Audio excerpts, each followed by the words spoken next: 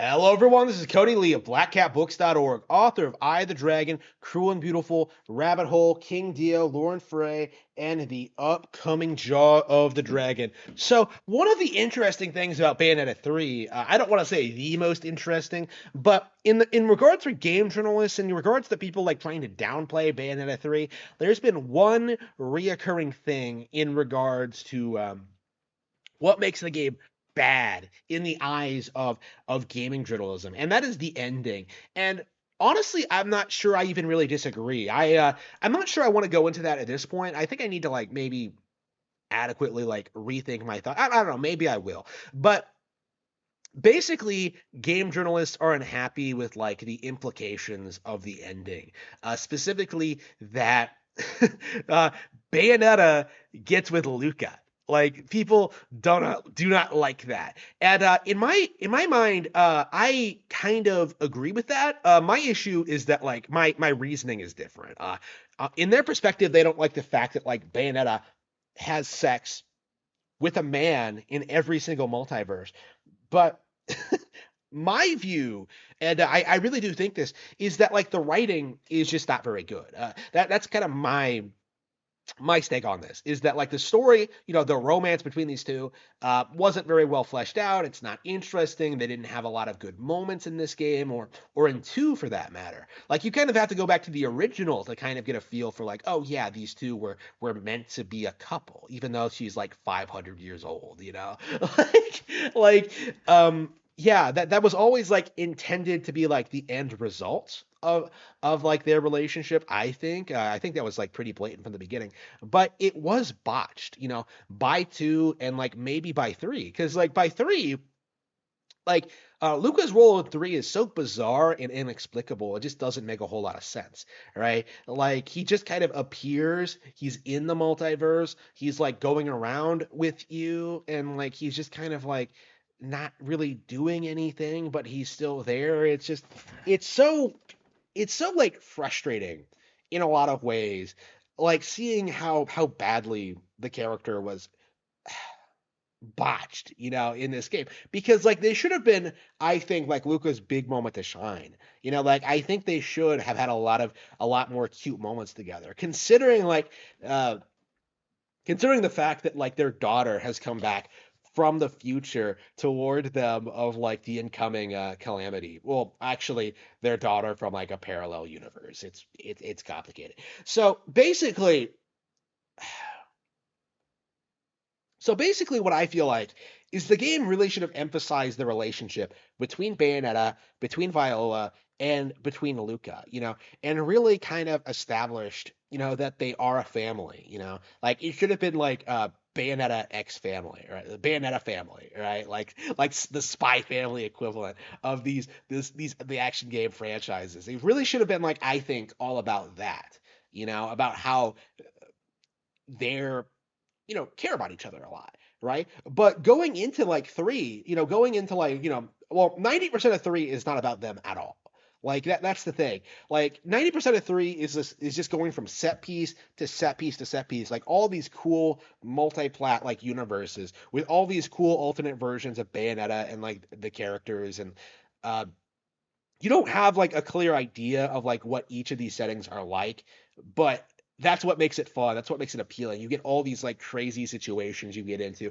It's a lot of fun. I really appreciate it. But like from a storytelling perspective, like what actually happens is that like you don't see the actual main characters at all. Like Jean is in the main universe, like trying to meet Sigurd, and apparently he's her type because she's interested from the get-go. Like Sean got the short end of the stick like out of everyone in this game because like she never scored.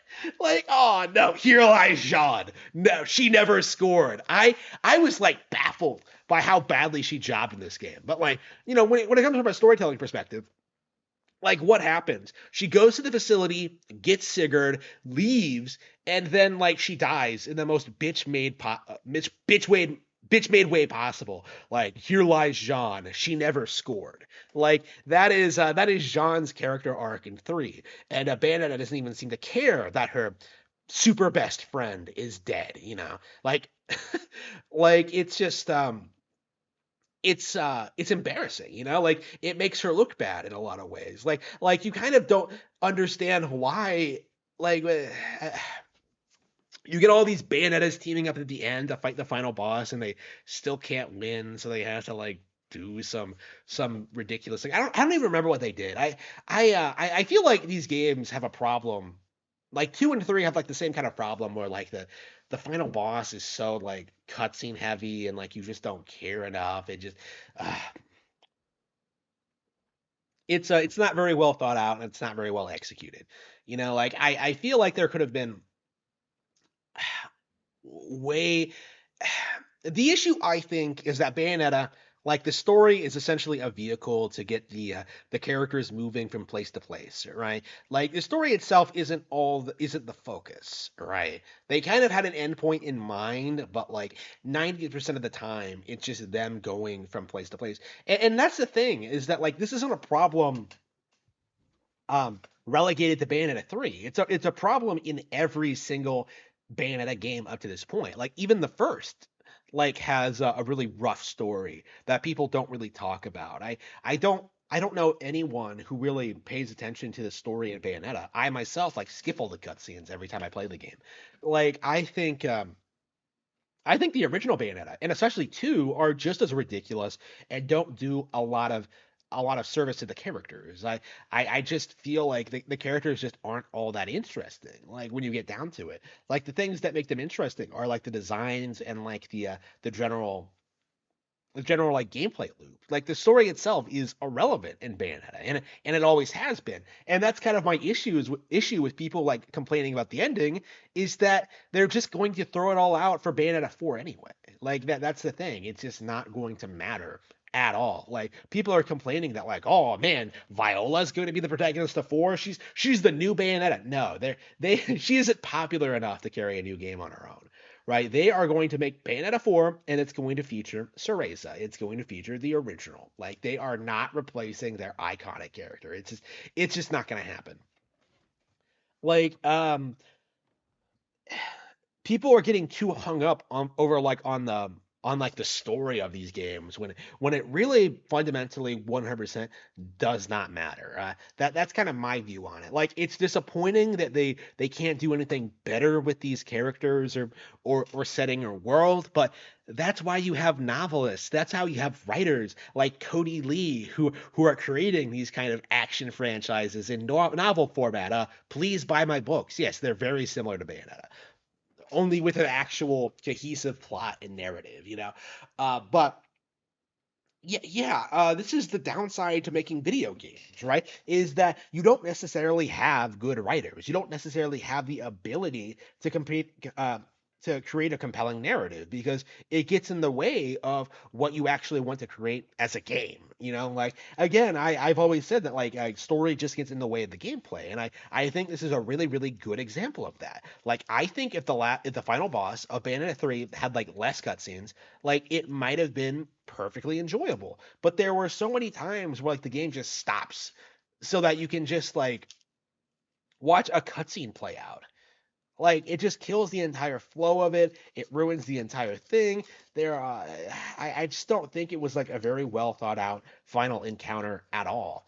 Like again, it really needs to stop. I think, if anything, I think Bayonetta going forward needs to have less story. Like this is the best story Bayonetta 3 has ever had, and yet we're still complaining about it. We're still complaining. We're still complaining about what they've done here. Like like there's a reason we're complaining because there is a very real problem, but at the same time like it's it's just a matter of how they decided to make the game, honestly. I think if you want like a pure action game going forward, like let Platinum Games know, less cutscenes, less story, less dialogue, less exposition. We do not care. If you want to know the story of Bayonetta, just read the logbooks. We don't need like 4 hours worth of cutscenes.